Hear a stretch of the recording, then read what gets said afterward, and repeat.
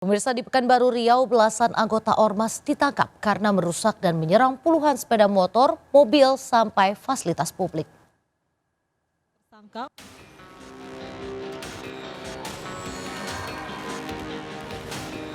Ke-15 anggota Ormas ini langsung ditetapkan sebagai tersangka oleh tim gabungan di Treskrimum Polda Riau bersama Polresta Pekanbaru. Petugas mengamankan sejumlah barang bukti yang digunakan untuk melakukan penyerangan dan pengrusakan, seperti balok kayu, batu, hingga pipa besi. Juga bendera Ormas yang dibawa saat melakukan aksi penyerangan. Peristiwa berawal saat 500 massa mendatangi lokasi dan langsung melakukan pengrusakan. Akibatnya 22 unit sepeda motor, 3 unit mobil dan fasilitas bangunan mengalami kerusakan parah dan kerugian mencapai 500 juta rupiah. Awalnya ini adalah persoalan pribadi antara dua orang yang kemudian membawa keterlibatan Ormas. Untuk motif adalah selisih paham antara kedua belah pihak perorangan, kemudian membawa Ormas, kemudian terjadi bentrokan.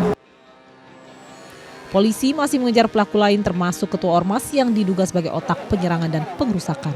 Dari Pekanbaru Riau, Indra Yosrizal, iNews melaporkan. Pemirsa, seorang ibu yang dipidanakan anak kandungnya sendiri divonis bersalah dan dihukum 1 tahun 2 bulan penjara. Terdakwa terbukti bersalah menggunakan surat palsu untuk mengalihkan saham perusahaan milik suaminya.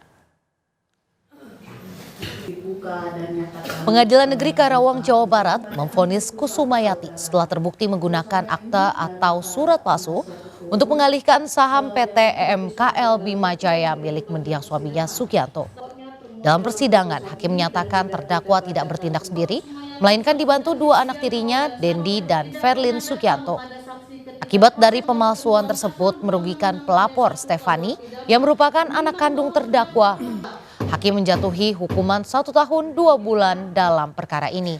Atas perbuatan terdakwa, pelapor mengalami kerugian selama 12 tahun akibat perusahaan yang diwariskan mendiang ayahnya dikuasai terdakwa melalui pemalsuan dokumen. Terpidana mati kasus narkotika yang merupakan warga negara Filipina, Mary Jane Veloso, akan dipulangkan ke negara asalnya. Mary Jane dipidana mati setelah tertangkap tangan membawa 2,6 kg heroin di Bandara Adi Sucipto pada 2010 silam.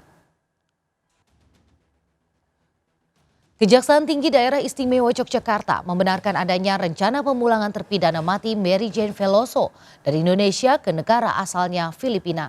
Hal tersebut terjadi setelah Presiden Prabowo menyetujui permintaan transfer of prisoner yang diajukan pemerintah Filipina. Namun belum bisa dipastikan kapan dan bagaimana prosedur pemindahan narapidana kasus narkotika tersebut. Pihak Kejati DIY mengaku masih menunggu keputusan dari Kejaksaan Agung. Saat ini Mary Jane masih dititipkan pihak kejaksaan di Lapas Perempuan kelas 2B Wonosari, Gunung Kidul, Yogyakarta. Berita acara pendapat majelis itu bersifat rahasia ya.